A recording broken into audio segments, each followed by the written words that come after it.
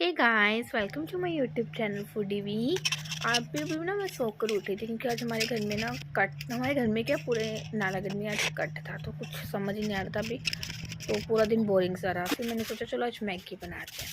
सबसे पहले सारी सब्जियों को काटा, फिर कच्ची सी मैगी खाई बीच में, क्योंकि मेरा बहुत मुझे ना स्वाद सी लगती है। मतलब हर टाइम मुझे खाने का शौक होता है कि थोड़ी सी बीच में से कच्ची मैगी तो खानी खानी। फिर मैंने यहाँ सोचा मैगी को कुछ नए तरीके से बनाती हूँ, मतलब अलग में एक साइड बॉईल कर लेती हूँ और एक साइड तड़का लगा लेती हूँ। तो फिर मैं उस तरीके से बना रही थी, पर भूख इतनी तेज़ थी ना।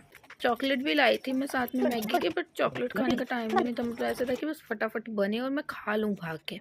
फिर मैंने सिर्फ बनाया, फिर लगी खाने। फिर मतलब अभी तो काम मिला, बट खाते खाते